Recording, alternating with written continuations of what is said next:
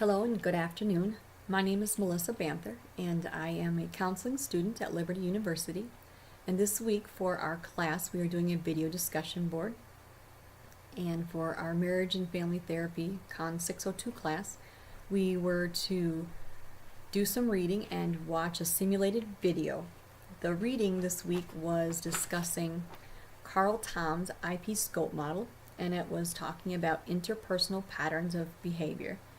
And then we watched a video, a hypothetical video of a client named Tynesha, and kind of unpacked some of her presenting problems and some of her interpersonal patterns of relating. And then we were kind of trying to synthesize the information that we've learned this week and apply it to our client's situation. So the first half is just unpacking really quickly the IPScope model, and then the second half would be me simulating a response to Tynesha. So first of all, the easiest way I think is to kind of just show you the model. And it's, as you can see, it's not exactly a linear model. You don't start at one side and work your way to the end. It's cyclical, so you can kind of go in patterns and circles and crazy eights as your behavior dictates where you move around in these zones. There's a bunch of acronyms you need to know, but for the sake of this, keeping this video short, we'll just go through them really quick. We have the PIPs, the pathologizing interpersonal patterns, the TIPs, the transforming interpersonal patterns, the HIPs, the healing interpersonal patterns, the WIPs, the wellness interpersonal patterns, and then we have the DIPs, where we go back down into maybe some bad or unhealthy dysfunctional habits. These are our deteriorating interpersonal habits. And then on the outer circles you see these SIPs. These are the socio-cultural interpersonal patterns, the way our culture and our society kind of influences the way that we relate in our relationships. And so as we look through this model, we're going to look at what it takes to move from the dysfunctional side over to the healthy and wellness side. And we have a couple things that we're looking for when we see clients that are displaying behaviors like criticism and contempt. Those are dysfunctional and problem patterns of behavior. The DIPs, they're the deteriorating, when we fall back into unhealthy ways of relating. The TIPs, they're the transforming ones that usually happen in the counseling session with the client and the counselor, or the counselor and the client and their family. The family system is involved, and they're exploring options and learning new ways of relating and growth and change. The HIPs are the healing actions. Asking for forgiveness, granting forgiveness. The WIPs are the wellness ones. They're when you're secure in your relationship, you see things, intimacy and trust and relational satisfaction. These are usually viewed as healthy boundaries, showing love and respect to one another, healthy communication patterns.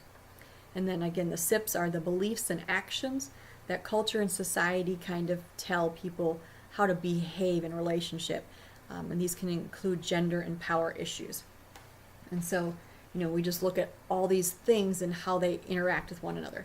So when looking at a client, what we're going to do is, in this case for Tynesha, we're going to look at some of her patterns of interaction. And so the next part of this response would be a simulated response to Tynesha. So first, Tynesha, I just want to thank you for being open and honest and just being really vulnerable with me and being willing to share, your life and some of your very personal stories and concerns. You had said something to the effect of you were not really sure if I was interested, and I hope that you can, by the end of our sessions, today and by the end of these couple of weeks, that you could believe that it is my intention to be very involved, very interested, very invested in your life, and helping you reach the goals that you set, that you would see me as a member of your support staff. Nursing, there's the doctors and the different levels of nursing and all the different aides that help out patients. And so that's the same way that I want you to kind of look at our relationship, is that I'm just here to help you reach the goals that you're setting for yourself and for your children and for your partner and for your family. And that as we move from this, where we have this pathologizing these pips we talked about earlier, actions going on that we want to learn to counteract these. We want to disrupt the dysfunction and infuse it with some more functional patterns and habits of behaving.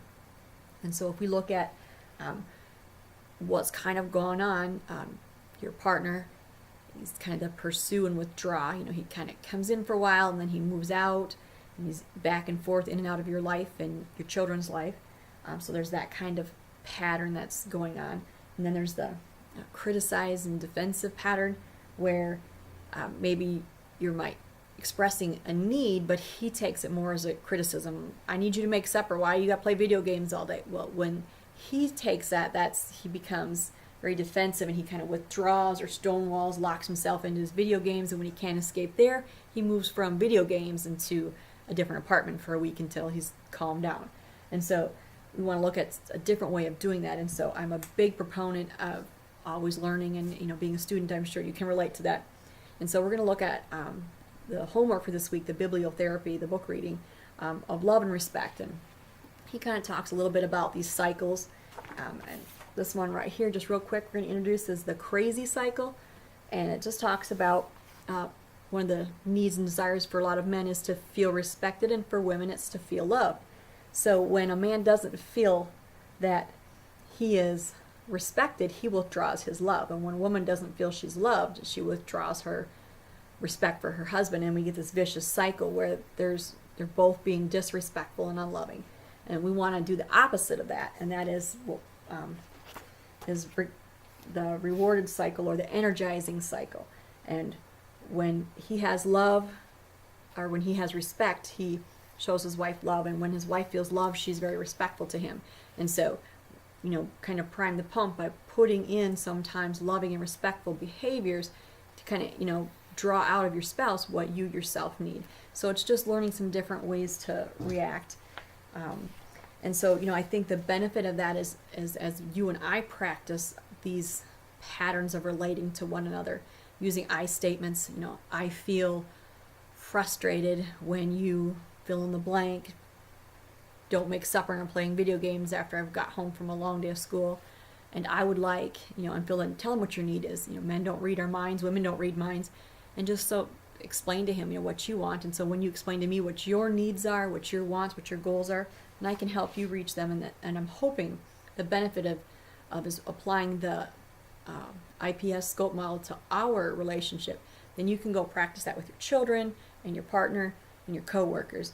And that you'll find that there's a benefit to learning these healthy communication patterns as we move from the PIPs over to the HIPs, the healthy models.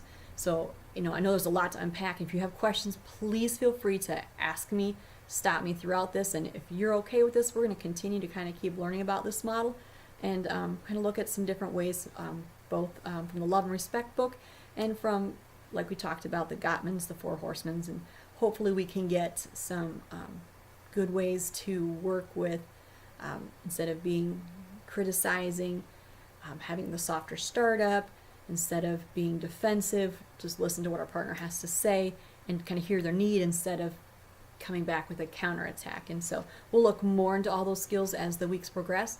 And if you have any questions, like I said, just ask me. And if this sounds like a good plan to you, then we'll go ahead and schedule next week to start really getting into looking at the patterns of relation, and hopefully bring your partner in and look at those with him as well. Thank you.